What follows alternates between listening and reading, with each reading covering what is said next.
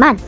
Ang maskara ay mahalaga sa kalinangan ng sinaunang Pilipino dahil ginagamit ito sa mga ritual, pagdiriwang at pagpapakita ng kanilang paniniwala at tradisyon. Sa paggawa ng proyektong ito, naipapakita natin ang pagpapahalaga sa ating kultura at kung paano natin maipagpapatuloy ang sining ng ating mga ninuno.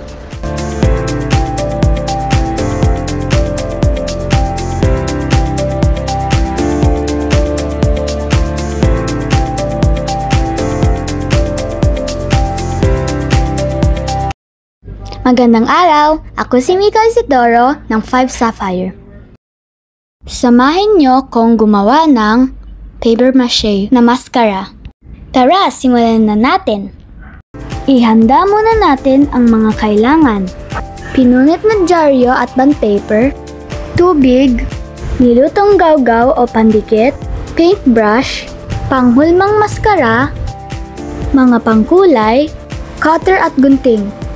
Sa unang patong, isawsaw muna ang papel sa tubig at idikit ito sa hulmahan para mabilis ang pagtanggal nito pag natuyo na.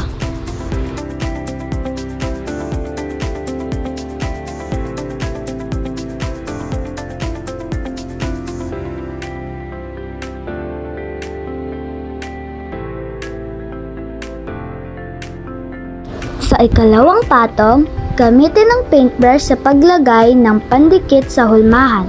Isawsaw ang papel at idikit sa hulmahan. Ulitin ito ng maraming beses para kumakal ito.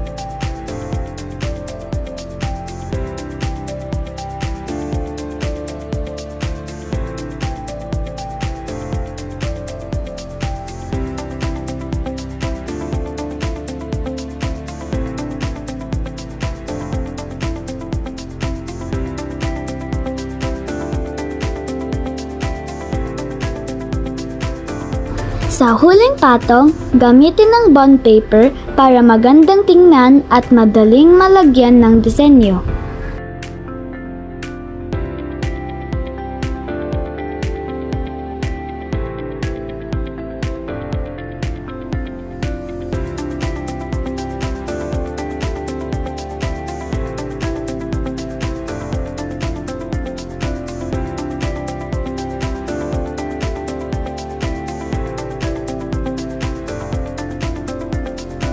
Iwanan itong matuyo sa araw o maaliwalas na lugar. Pag tuyo at matigas na, tanggalin na ang hulmahan. Ayan, natuyo na siya. Pwede na lagyan ng dekorasyon. Patungan muna natin ng puting pintura para lumitaw ang kulay ng ating disenyo sa ating maskara.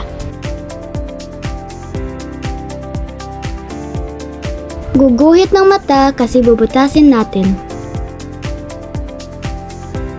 Ayan, simulan na natin ang paglagay ng disenyo at kulay.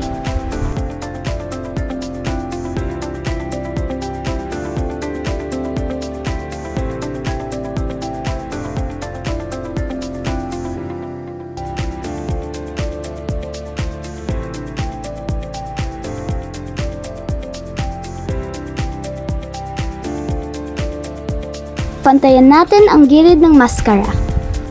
Maglalagay din tayo ng balahibo para magmukhang sinaunang disenyo.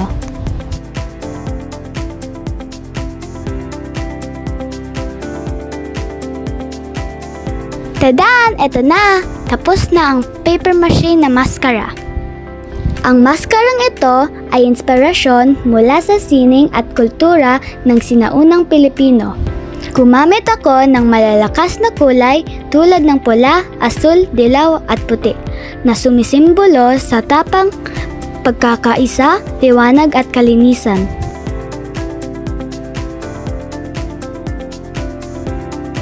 Ang aking refleksyon. Sa paggawa ng paper mache, marami akong bagong natutunan. Natuklasan ko na hindi pala madaling gumawa nito dahil kailangan ng tamang proseso mula sa pagdikit ng piraso ng papel hanggang sa pagpapatuyo at pagpipinta. Naintindihan ko rin na mahalaga ang pagiging maingat at matyaga para maging maayos ang resulta. Natuto akong magpahalaga sa pagre-recycle dahil lumang papel lang ang ginamit ko pero naging isang magandang likha. Masaya rin ako dahil nagkaroon kami ng pagkakataon na gumawa ng ganitong klaseng activity. Sa huli, nakita ko na ang paggawa ng pottery ay hindi lang sining kundi pagpapahalaga rin sa ating kultura. Nakaka-proud talagang maging Pilipino!